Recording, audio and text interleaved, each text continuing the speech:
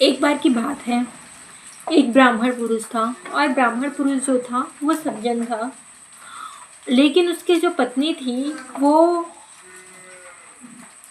पूजा पाठ बिल्कुल भी नहीं करती थी, कई कई दिनों तक नहाती भी नहीं थी।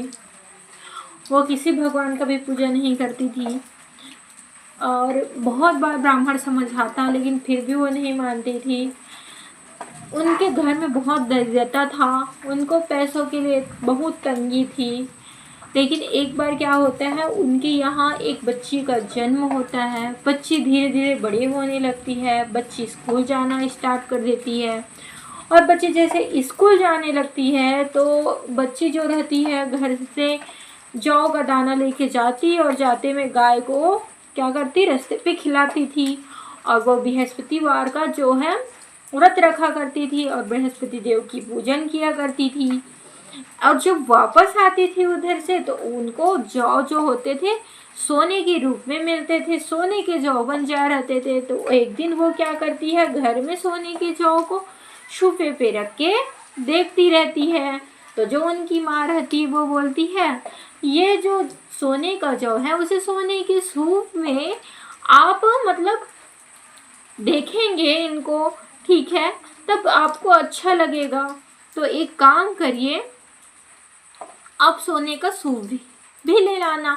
तो वो लड़की जो होती है क्या करती है, दूसरे दिन भी जौ डालती है और भगवान से प्रार्थना करके जाती, भगवान मुझे सोने का सूप देना। वापस जब आती है बृहस्पतिवार को तो वो देखती है कि वहाँ रास्ते में सोने के जौ के साथ साथ प्रभु की कृपा से उनको सोने का सूप भी मिल जाता है। वो बहुत खुश हो जाती है। उसके बाद क्या होता है, जो उनके यहाँ रहता है बहुत धन संपन्न हो जा रहता है, मतलब बहुत रुपये पैसे हो जाते हैं। सोने के सूप में रख के वो एक दिन फिर से वो सोने का जौ देखते रहती। उधर से एक राजकुमार आता है। राजकुमार की नज़र उस लड़की पे पड़ती है, ब्राह्मण कन्या पे। राजकुमार ब्राह्मण कन्या को देख के जैसे ही अपने महल में जाता है, घर में, बस उसको सुंदरता के बारे में बार बार सोचता रहता है। बस उसे बस वही कन्या दिखती है। उसके अच्छे कर्म, जो वो सोने के जो धान थे, जौ थे, उनको वो देख रही थी किस प्रकार से और कैसे वो सूप उठाई हुई थी, बस वही उसको दिखता है। उसके याद में, उसके सोच के वो व्याकुल होता रहता है। तब फिर उनके जो पिता होते हैं उन्होंने उस लड़की का पता लगवाया और पता लगवाने के बाद फिर उस लड़की की विवाह उस राजकुमार से करवा दिया। अब जो थी यहाँ पे फिर से वही, उसकी माता सुधरी ही नहीं थी। उसकी माता जो थी ना पूजा करती, ना तो पाठ करती, ना तो उसको कुछ नहीं था। वो फिर वैसा ही मतलब गंदगी भरा जीवन यापन करती थी। फिर उसके घर में क्या हो गया, धन दौलत की कमी हो गई। अब फिर से वो गरीब हो गए। तो ऐसे में एक दिन क्या होता है, जो उसके पुत्री की कन्या, मतलब कन्या की यहाँ क्या होता है, उसके पिता पहुँचते हैं, बताते हैं कि तुम्हारी जो माता है इसी प्रकार से मतलब रहती है और कभी वो सुधर ही नहीं सकती, हमारे यहाँ खाने की तंगी है। तो उसकी जो पुत्री होती है अच्छे से पिता को खिलाती पिलाती है, उसको घर भेज देती है, माता को अपने साथ लाने के लिए बोलती है, माता को साथ लेके लाती है।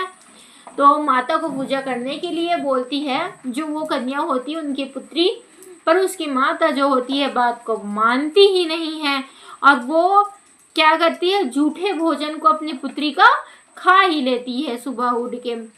तो ऐसे में क्या करती है, जो उनकी पुत्री होती है उनको गुस्सा आता है और अपनी माता को वो कारागार में जाके बंद कर देती है और उनको स्नान करवाती है, उनको व्रत रखवाती है। ऐसे इससे क्या होता है, उनकी जो माता होती है वो भी पूरा इस संसार का सुख भोग लेती है, प्राप्त कर लेती है। और साथ ही साथ जो वो कन्या होती है उसके पिता भी संसार का सारे सुख प्राप्त करते हैं और वो कन्या भी जो बृहस्पति देव है उनकी कृपा से स्वर्ग को प्राप्त करते हैं और उनके माता पिता भी स्वर्ग को प्राप्ति करते हैं। तो इस प्रकार से बृहस्पति देव की महिमा है।